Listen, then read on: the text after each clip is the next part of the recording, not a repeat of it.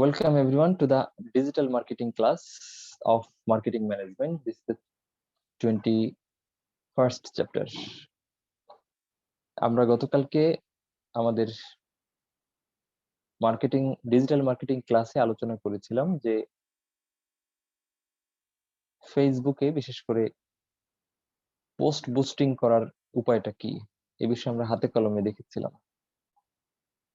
সেখানে আমরা আলোচনা করেছি যে একজন কাস্টমার, একজন বিজ্ঞাপন দাতা, তিনি তার বিজ্ঞাপন ঠিক কাকে দিতে চান সুনির্দিষ্টভাবে সেই টার্গেট অডিয়েন্সকে সেট করার একটা সুযোগ আমাদের ডিজিটাল মার্কেটিং প্ল্যাটফর্মগুলো দিয়ে থাকে, বিশেষ করে সোশ্যাল মিডিয়া প্ল্যাটফর্মগুলো দিয়ে থাকে।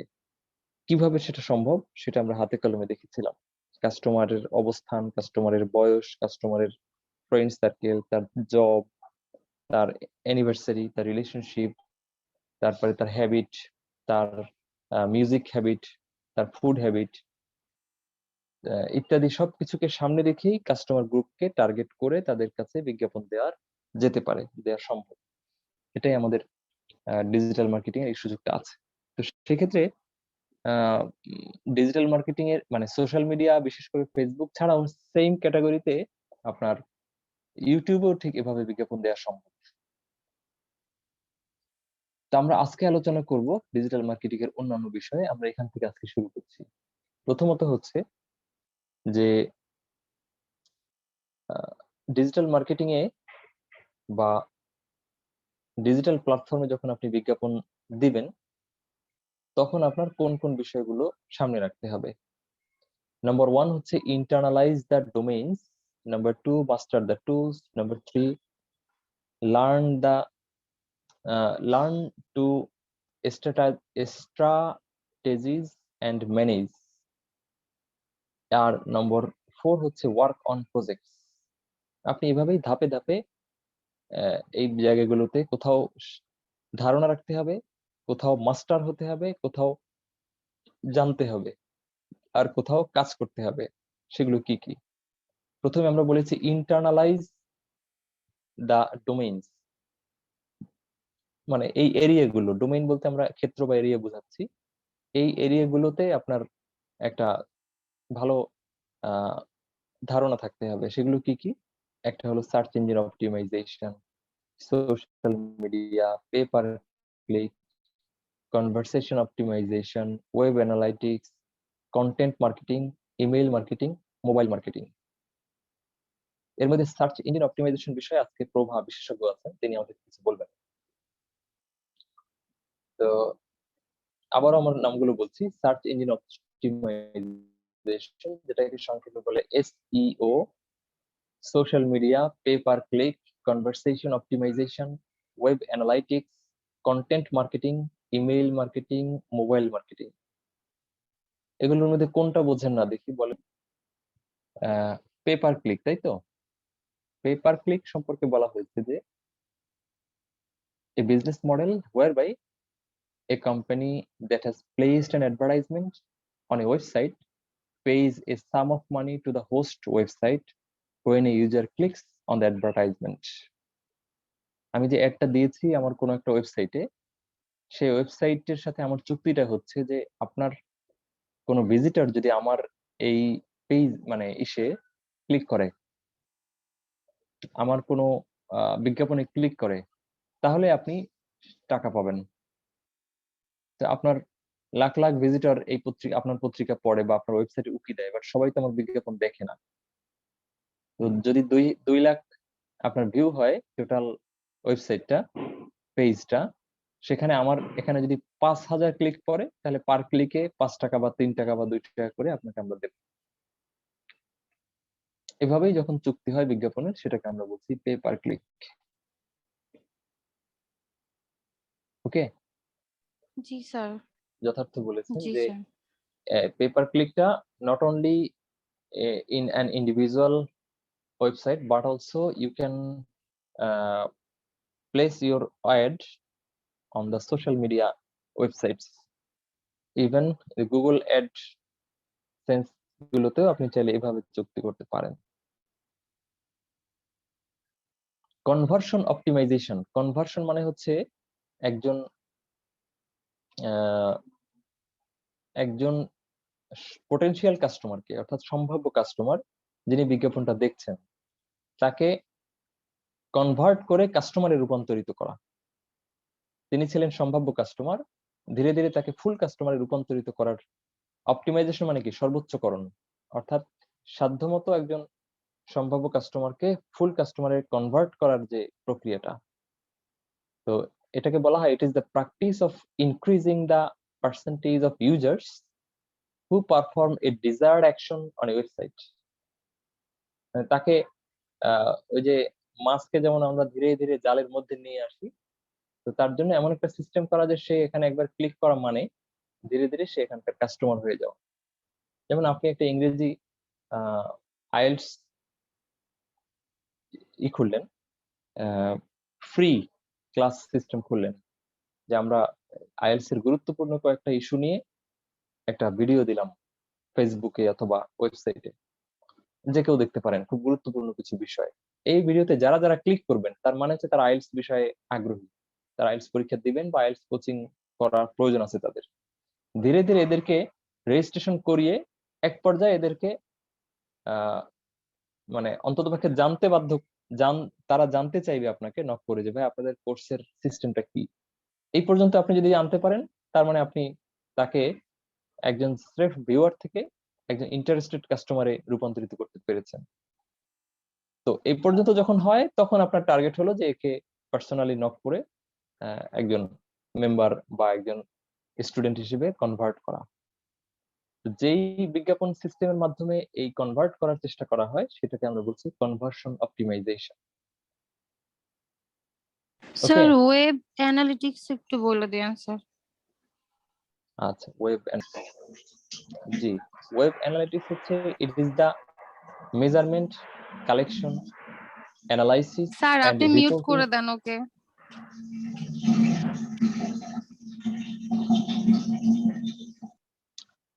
তো ওয়েব অ্যানালিটিক্স হচ্ছে it is the measurement, collection, analysis and reporting of web data to understand and optimize web uses.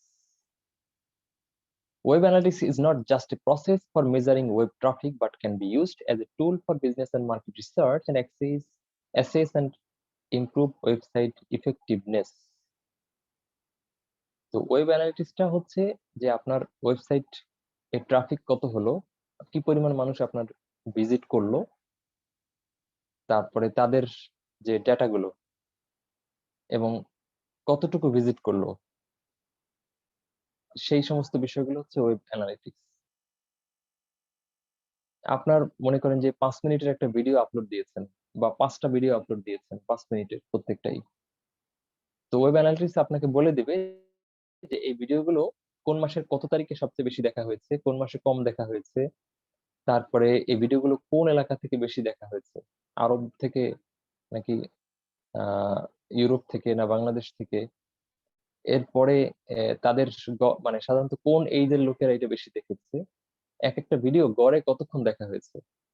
আপনি দেখলেন যে এখানে কয়েক লাখ ভিউ আছে, বাট গড় দেখে আপনাকে হতাশ হতে হবে যে হয়তো 30 সেকেন্ড করে দেখেছে, 30 সেকেন্ড দেখেই তারা অন্য জায়গায় চলে গেছে। তো এই সমস্ত রিপোর্ট গুলো আপনাকে প্রদান করে হচ্ছে ওয়েব অ্যানালাইটিক্স।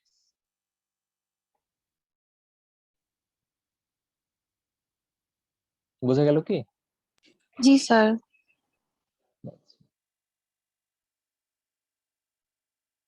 তো আমরা জানলাম social media, sorry, paper click জানলাম, কনভার্সন অপটিমাইজেশন জানলাম, ওয়েব অ্যানালিটিক্স জানলাম। এবার সার্চ ইঞ্জিন অপটিমাইজেশন সম্পর্কে প্রভা কিছু বলেন।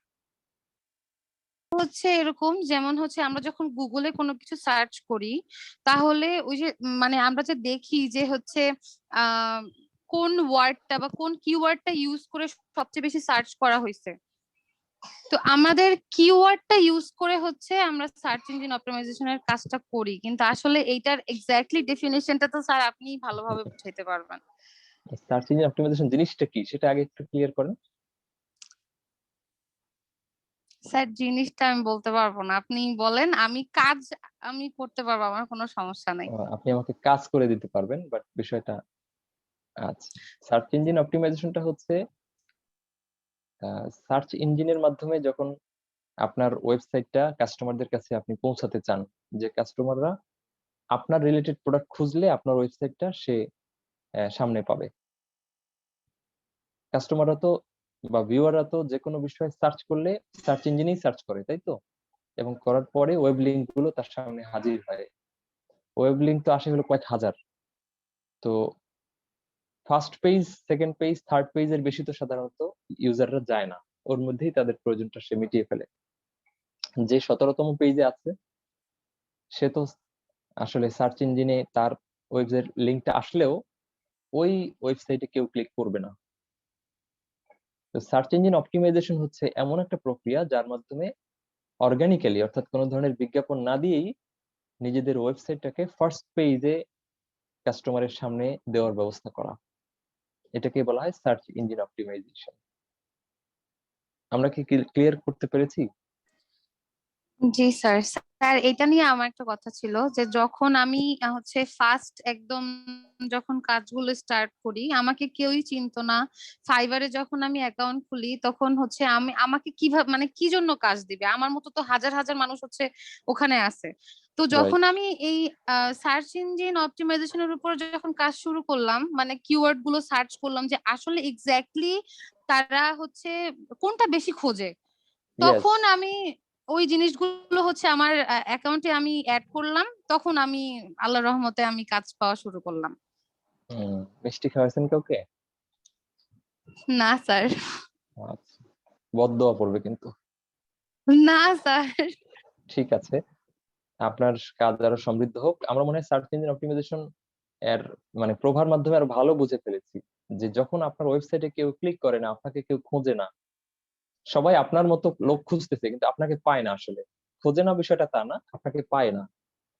এই বিষয় যখন হয় তখন আপনি এমন কিছু করবেন যার মাধ্যমে এক্স্যাক্টলি আপনার কাজগুলো যারা করাতে চায়, মানে আপনার প্রোডাক্টটা যারা খুঁজছে, তারা ওই জাতীয় জিনিস খুঁজলে আপনাকে কাছে পাবে, আপনার ওয়েব লিঙ্কটাকে সামনে পাবে। সেটা কিভাবে করা সম্ভব, একটা আমাদেরকে প্রভাব বলে দিয়েছেন, সেটা হলো যে কাস্টমাররা সাধারণত যেই কিওয়ার্ড দিয়ে সার্চ করে, আপনি আপনার ওয়েবসাইটের বিভিন্ন জায়গায় সেই কিওয়ার্ডটা ব্যবহার করেন। আপনার ওয়েবসাইটের নামটার মধ্যে যদি ওই কিওয়ার্ডটা থাকে তো আরো ভালো। ওয়েবসাইটের যে বিভিন্ন টাইটেল গুলো আছে সেগুলোতে যদি এই কিওয়ার্ড থাকে আরো ভালো। তারপরে আপনার বিভিন্ন যে লিঙ্ক গুলো আছে সেই লিঙ্কের মধ্যে যদি এই শব্দগুলো থাকে, তাহলে আপনার ওয়েবসাইটটা ফার্স্ট পেজে আসার সম্ভাবনাটা বৃদ্ধি পায়।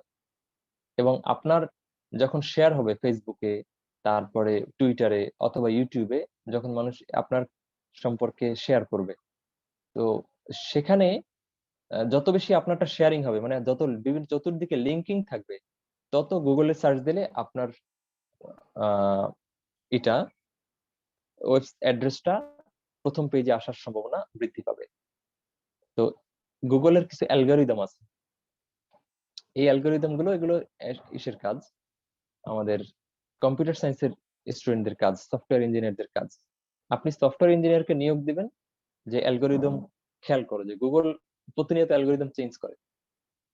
তো এখন তারা কোন অ্যালগরিদম ইউজ করছে, যে যেটার সাথে ম্যাচিং করে যদি আমি আমার ওয়েবসাইটটাকে সাজাই, তাহলে আমার ওয়েবসাইটটা ফার্স্ট পেজে আসার সম্ভাবনাটা বাড়ে।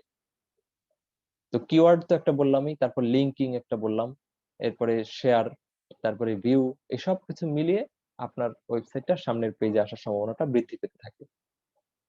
এই যে সামনের পেজে আনার চেষ্টা করাটা কোনো ধরনের বিজ্ঞাপন না দিয়ে, গুগলে তো বিজ্ঞাপনও দেওয়া যায়, তো গুগলে বিজ্ঞাপন না দিয়ে আপনি যখন এভাবে করলেন, সেটাকে আমরা বলছি সার্চ ইঞ্জিন অপটিমাইজেশন। জি, কোনো প্রশ্ন আছে কারো এই বিষয়ে?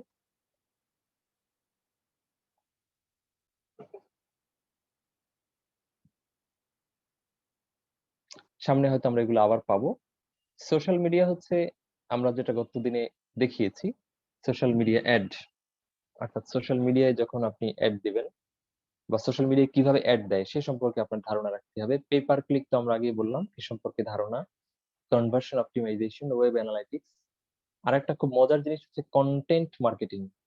কন্টেন্ট মার্কেটিং মানে হচ্ছে বিজ্ঞাপনের ভাষায় কথা না বলে আপনি কাস্টমার যে ভাষায় গসিপ করে, যে ভাষায় কাস্টমাররা নিজেদের মধ্যে আহ গল্প কাহিনী উপস্থাপন করে, ঠিক সেই ভাষায় আপনি আপনার প্রোডাক্টটাকে উপস্থাপন করলেন। তো সেই ভাষায় আপনার কোম্পানির কথা বললেন। এই জিনিসটা মানুষ বেশি প্রত্যাশা করে। আমাদের 40তম ব্যাচ, চেনেন আপনারা ওদের কাউকে?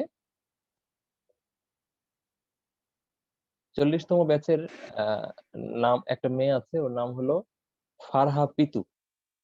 আর আরেকটা মেয়ে আছে হলো তাবাসসুম, সরি, উম্মে কুলসুম সৈমি। সৈমির বাবা মারা গেছেন কয়েকদিন আগে। তো জি সৈমির স্যার, বাবার, শর্মি আপুকে চিনি আমি। হ্যাঁ, সৈমির বাবার ক্যান্সার চিকিৎসার জন্য সাহায্য চেয়ে একটা পোস্ট করেছিল ফারহা পিতু। সেই পোস্টে সম্ভবত 2 থেকে 3টে লাইক করেছে বা স্যাড রিয়েক্ট করেছে, কোনো কমেন্ট পড়ে নাই, কেউ কোনো কথাও বলে নাই। সে একেবারে রিপোর্ট টিপোর্ট সবগুলো উপস্থাপন করেছে যে সৈমির বাবার এই সমস্যা, কোলনে এই সমস্যা হয়েছে, তারপরে যে ডায়াগনোসিস রিপোর্ট গুলো, ইমেজিং রিপোর্ট গুলো সবগুলো সে ওখানে দিয়েছে। বাট ওগুলো কেউ পড়েও নাই, কেউ দেখেও নাই। সে বলেছে আমাদের 40তম ব্যাচের আমাদের সহপাঠী অমুক, তার বাবা অসুস্থ, তার চিকিৎসা সাহায্য দরকার, সবাইকে সাহায্য করার জন্য অনুরোধ করছি, সাহায্য পাঠানোর ঠিকানা বিকাশ এই, ব্যাংক অ্যাকাউন্ট এই। একটা মানুষই করে নাই।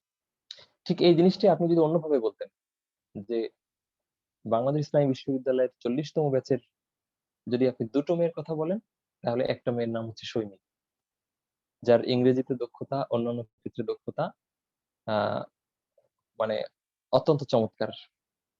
তো সৈমির আজকে মন খারাপ, সে আজকে এত মাস ধরে ভার্সিটিতে আসতে পারছে না, ক্লাস করতে পারছে না। তার সাথে গতকাল ফোনে কথা হয়েছিল, সে বলেছে আমি এখন রাস্তায় রাস্তায় ঘুরছি, একবার মহাখালী যাই তো একবার ঢাকা মেডিকেল যাই। কি সমস্যা সৈমির, কি তার এত দুঃখ? তো এরপরে আপনি বললেন যে শৈশব থেকে যে বাবার আশ্রয়ে বড় হওয়া, সেই সৈমি আজ মানে সেই বাবা আজ বিছানায় শয্যাশায়ী 2 মাস ধরে। সৈমি জানে না সে কি করবে, সে বড় মেয়ে। তো একটু যদি হেল্প হতো, এইভাবে আপনি যখন কথাটা সাজালেন, দেখবেন যে ওইখানে অনেকে রিয়াক্ট করবে। কেউ কেউ হচ্ছে সাহায্য কিভাবে পাঠানো যায় জিজ্ঞেস করবে। আপনি শেষে সাহায্য পাঠানোর ঠিকানা না দিয়ে শেষে বললেন যে হয়তো সমীর বাবা বেঁচে যাবে, হয়তো সমীর বাবা আল্লাহর কাছে চলে যাবে, তবে তার তাকে, আমাদের এই বান্ধবীকে মুখে একটু হাসি ফোটানোর জন্য আমরা যদি কিছু করি সেটা আল্লাহর কাছেই জমা হবে। এভাবে যখন বললেন, আপনি কোনো সাহায্য পাঠানোর ঠিকানাও লিখলেন না, আপনার কাছে নক করে তারা জানতে চাইবে যে কোথায় পাঠাবো, কিভাবে পাঠাতে পারি।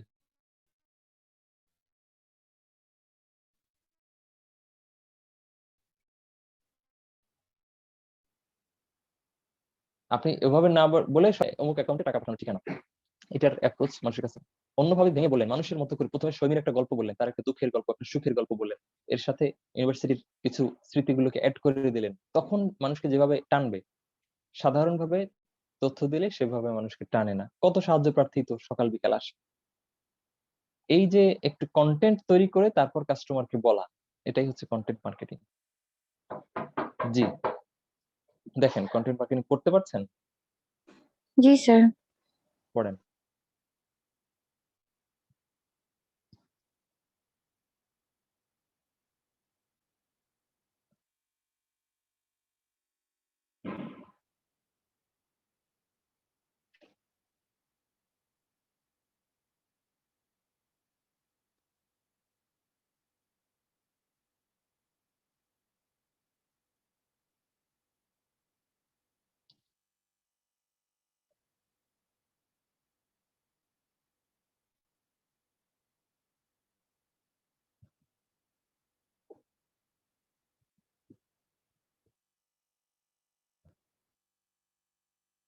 জি স্যার, ঘিয়ের ad এটা? হুম, তাদের ঘিয়ের ব্র্যান্ডের নাম হচ্ছে সামনা। এটা বোধহয় আরবি, ঘিয়ের আরবি হচ্ছে সামনা। ঈদের আনন্দে রান্নার সাথী সামনা, মাঝখানে এই কন্টেন্টটুকু তারা দিয়ে দিয়েছে।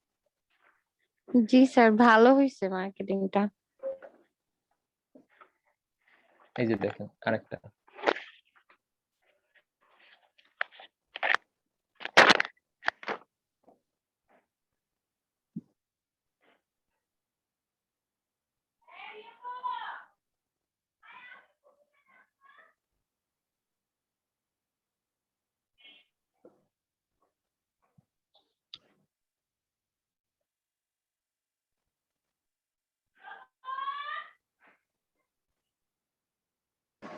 স্যার এখানে খিচুড়ির কথা বলেন নাই,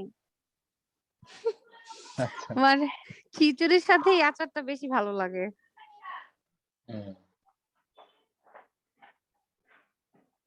কন্টেন্টটা কোনো পুরুষ মানুষ লিখছে বোধহয়। কেন স্যার, পুরুষ মানুষরা মানে খিচুড়ি খায় না? আচারের অত বহুরূপী ব্যবহারটা তাদের মাথায় থাকে না সব। ও আচ্ছা।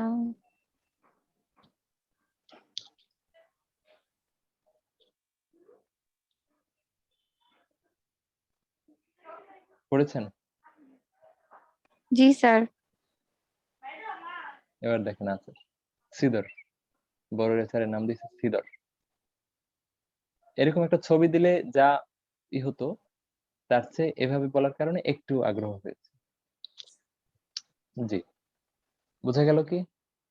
জি স্যার, কিন্তু স্যার অনেকে হচ্ছে এত বড় লেখাও পড়তে চায় না, সেক্ষেত্রে কি করণীয়? আচ্ছা, সেটা আপনাকে হিসাব করতে হবে যে আপনার কাস্টমার গ্রুপটা কেমন, তারা কি ধরনের করতে পছন্দ করে। সর্বশেষ আমার একটা কন্টেন্ট মার্কেটিং দেখেন, জি স্যার। একটু ওয়েট করবেন, আমি বের করছি। আস্তে করে ফালাও, এদিকে আসবো। সিনটা মিউট কর।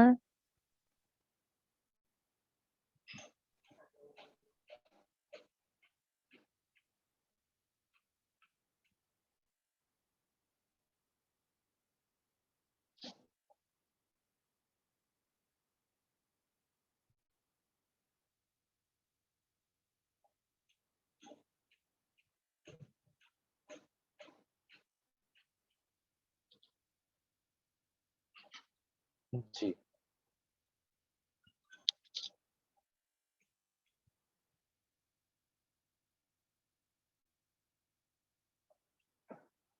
দেখতে পাচ্ছেন কি? জি স্যার।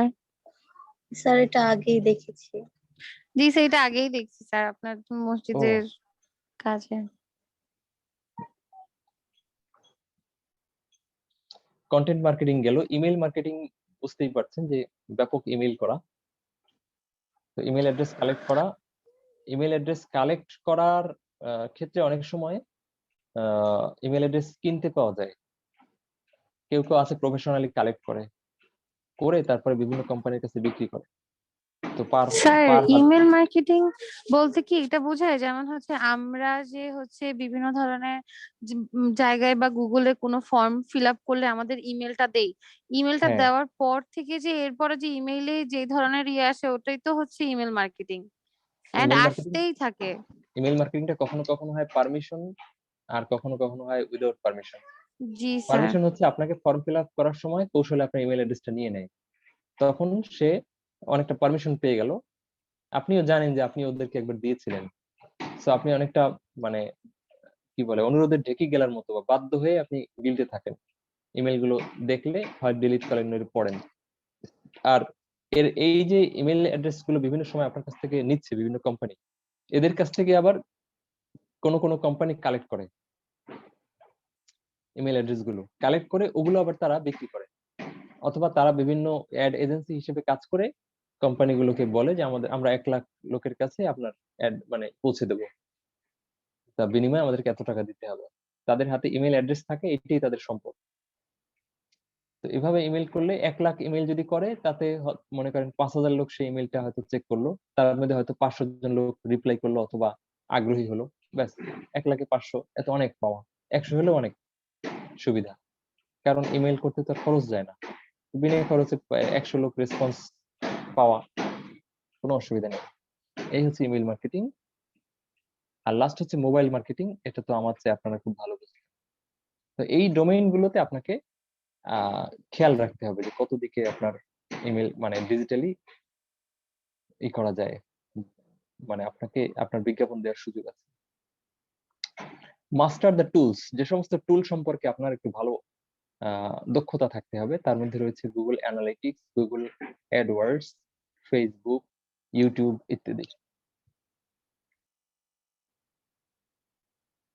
আরেকবার বলছি, গুগল অ্যাডওয়ার্ডস হচ্ছে it is advertising system Google developed to help business, ব্যবসা প্রতিষ্ঠানগুলোকে হেল্প করার জন্য তারা একটা সিস্টেম ডেভেলপ করেছে রিচ অনলাইন টার্গেট মার্কেট, অর্থাৎ অনলাইনে যে টার্গেট কাস্টমার আছে তাদের কাছে পৌঁছার জন্য through its search engine platform and partner sites. গুগলের যে সার্চ ইঞ্জিন প্ল্যাটফর্ম আছে, গুগলের তো অনেক সার্ভিস, তার মধ্যে সার্চ ইঞ্জিন প্ল্যাটফর্মের সাথেই মূলত অ্যাডওয়ার্ডসটা সম্পর্কযুক্ত। আর পার্টনার সাইটস আছে কিছু তাদের।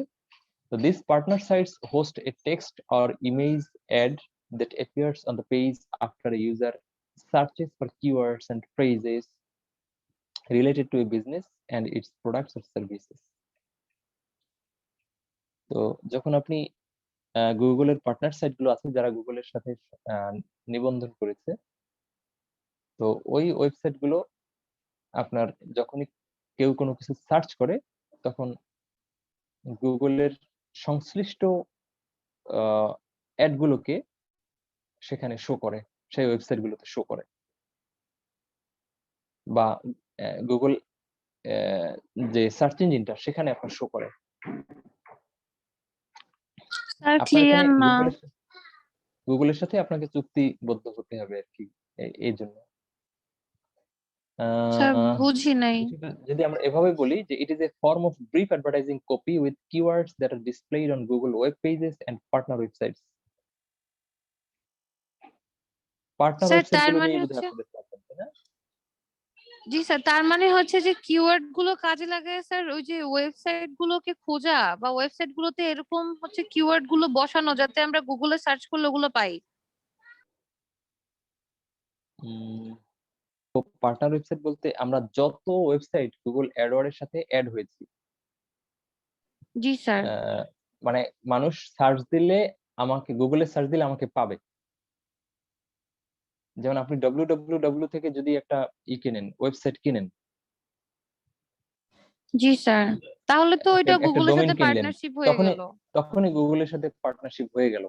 জি কেউ যদি স্যার। আপনাকে সার্চ করে, আপনার নাম দিয়ে সার্চ করে, তাহলে গুগল আপনাকে শো করে। তার মানে গুগলের সাথে আপনি নিবন্ধিত হয়েছেন বলেই তো আপনাকে তারা গুগলে খুঁজে পেয়েছে। তার মানে আপনি একজন গুগলের পার্টনার ওয়েবসাইট। তো অ্যাডওয়ার্ডস হচ্ছে যখন কেউ ওই ওয়েবসাইটেও ঢোকে, গুগলে ঢুকলো না, ওখানেও ঢুকলো, এবং সে ওখানে ঢুকে ওই রিলেটেড জিনিস কিওয়ার্ড দিয়ে সার্চ দিল, তখনও গুগল, যেহেতু তার সাথে যোগাযোগ আছে, গুগলের অ্যাড গুলো ওই ওয়েবসাইটে শো করবে। যেমন আপনি প্রথম আলোতে ঢুকেছেন, তো প্রথম আলোতে আপনি ঠিক যেই ধরনের জিনিস খোঁজেন, সার্চ দেওয়ার সাথে সাথে প্রথম আলোতেও তো সার্চ দেওয়ার অপশন আছে, তো তখন প্রথম আলোতে গুগলের হাজারটা অ্যাডের মধ্যে আপনি ঠিক যে ধরনের জিনিস খুঁজেন ওরকম দু একটা অ্যাডের ছবি পাশে ভেসে থাকবে। আপনি প্রথম আলো সংবাদ খুঁজতেছেন, ফাইন, সংবাদ হয়তো ঠিকই আসবে, আর সাথে পাশে ওই রিলিভেন্ট বা আপনার মেন্টালিটিকে ম্যাচ করে এরকম গুগলের একটা ওয়েবসাইট, একটা অ্যাড দেখাবে, এবং এর বিনিময়ে প্রথম আলো পয়সা পাবে গুগল থেকে। এবার কি বুঝতে পেরেছি? জি স্যার। স্যার মানে আমি একটু আরেকটু বুঝছি স্যার। প্লিজ। সেটা হচ্ছে যেমন আমরা হচ্ছে ল্যাপটপে, যে আমি ল্যাপটপের কথাই বলতেছি, গুগলে যদি হচ্ছে আমরা কোনো সফটওয়্যারের জন্য ডাউনলোডের জন্য দেই, যে আমি হচ্ছে টিম ভিউয়ার বা অন্য কিছু আমি ডাউনলোড করতে চাই, যেমন সফটটনিকেরটাই বারবার আসে, এটা কি আমরা গুগল অ্যাডওয়ার্ডে আসতে পারি? কারণ সফটটনিকেও তো হচ্ছে সার্চ করলে আসবে, কিন্তু আমরা গুগলে সার্চ করলে সফটটনিকেরটা চলে আসতেছে, ওই ওয়েবসাইটটা বারবার চলে আসতেছে, তাহলে এটা কি স্যার গুগল হ্যাঁ, হ্যাঁ, অ্যাডওয়ার্ডের আন্ডারে পড়ে? Yes, yes, right. জি স্যার। ওকে, তাহলে আমরা অ্যাডওয়ার্ডস বুঝলাম, গুগল অ্যানালিটিক্স তো বুঝলামই, ফেসবুকও আমরা সবাই ভালো বুঝি, ইউটিউব তো আরো ভালো বুঝি। এগুলোর ব্যাপারে আপনার টুল গুলো সম্পর্কে আইডিয়া থাকতে হবে, মাস্টার হতে হবে যদি অ্যাড দিতে চান। নাম্বার 3 হচ্ছে learn to strategies and manage. যে সমস্ত বিষয়গুলো স্ট্র্যাটেজি গুলো আপনার জানতে হবে এবং ম্যানেজ করতে হবে তার মধ্যে রয়েছে creating a digital marketing strategy. Digital marketing এর স্ট্র্যাটেজি কিভাবে তৈরি করতে হয়, দীর্ঘমেয়াদে আপনি কিভাবে চিন্তা করবেন, এই সম্পর্কে আপনার শিক্ষা থাকতে হবে। টার্গেটিং ইওর অডিয়েন্স, আপনার অডিয়েন্স কারা, কাদেরকে আপনি টার্গেট করবেন সেটা আপনার মাথায় থাকতে হবে। Getting the right channel mix, মানে কোন কোন চ্যানেলে আপনি অ্যাড দিবেন। চ্যানেল বলতে এখানে কোন কোন কোন জাতীয় ওয়েবসাইট গুলোতে দিবেন, সোশ্যাল মিডিয়ার কোন কোন গুলোতে দিবেন, এইটা আপনার অ্যাডটা ঠিক কোন ধরনের লোকেরা দেখবে এটা আপনার মাথায় রাখতে হবে। তা না হলে আপনি যত ডিজিটাল মার্কেটিং প্ল্যাটফর্মে যত চ্যানেল আছে, যত প্ল্যাটফর্ম আছে, ওয়েবসাইট আছে, সবাইকে যদি আপনার প্রোডাক্টের বিজ্ঞাপন দিতে চান তো আপনার আউটপুটটা সেই তুলনায় কম আসবে। ক্যাম্পেইন ম্যানেজমেন্ট, তারপরে ক্যাম্পেইন মেজারমেন্ট, ক্যাম্পেইনটা কোন তারিখে দিবেন, কোন সময়টাতে দিবেন, কোন এরিয়াতে দিবেন, তারপরে সেটা আবার ঠিকমতো যাচ্ছে কিনা সেটা মেজার করার ক্যাপাসিটি, এগুলো আপনার এই এই সমস্ত টেকনিক গুলো জানা থাকতে হবে। আপনার জানা না থাকলে যার জানা আছে তাকে পয়সা দিবেন, সে করে দিবে। লাস্ট ওয়ান হচ্ছে গুগল অ্যানালিটিক্স, যে মানে যে সমস্ত প্রজেক্ট গুলো নিয়ে আপনাকে কাজ করতে হবে, Google analytics, Google AdWords, Facebook, YouTube, অর্থাৎ যা নিয়ে আপনাকে মাস্টার হতে হবে সেগুলো নিয়ে আপনার কাজে নেমে করতে হবে যদি ডিজিটাল মার্কেটিং প্ল্যাটফর্মে বিজ্ঞাপন দিতে চান। জি, any question about the steps and issues? Sir আপনি না ডিজিটাল মার্কেটিং এর কোর্স করায় ফেলেন স্যার, সত্যি অনেক ভালো, মানে বুঝাইতে পারবেন, হ্যাঁ, মানে করাচ্ছি তো, বুঝাইতে এই যে পারেন অলরেডি। এই তো করালাম আপনাকে ডিজিটাল মার্কেটিং কোর্স। জি স্যার। পুরো একটা চ্যাপ্টার পড়াচ্ছি ডিজিটাল মার্কেটিং এর পরে। স্যার আর আসলে হ্যাঁ, আসলে সব মানে ভার্সেস সেগমেন্ট বেসড টার্গেটিং আমি বিস্তারিত পড়ছি না, সাধারণভাবে বলছি যে ইমপ্রেশন বেসড মানে হচ্ছে যে আমার ভিউয়ার কারা কারা কোন কতটুকু ভিউ করছে, এই ভিত্তিতে আপনি যখন টার্গেট দিলেন, মানে কাস্টমারদেরকে টার্গেট করে বিজ্ঞাপন দিলেন, এটা বেশি ইফেক্টিভ। আর সনাতনী যে সিস্টেম সেটা হলো সেগমেন্ট বেসড টার্গেটিং।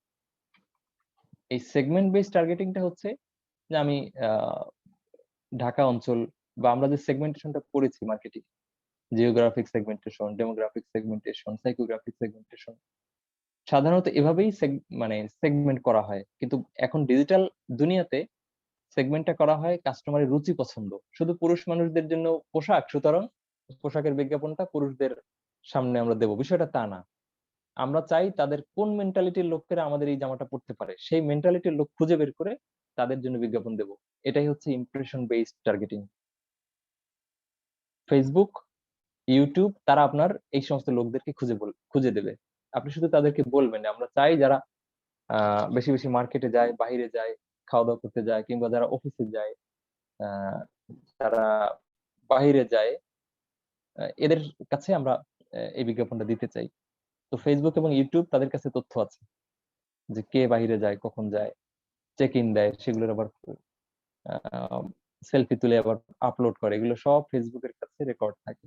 সে ওইরকম লোকগুলোকে খুঁজেই সে বিজ্ঞাপনটা দিতে পারে। এটা হচ্ছে ইমপ্রেশন বেসড টার্গেটিং। এর সুবিধাগুলো আপনার এখানে দেওয়া আছে, আপনি কাইন্ডলি একটু পড়ে নিন পরে। এখানে ইমপ্রেশনের একটা ডেটা দেওয়া আছে। Online campaign,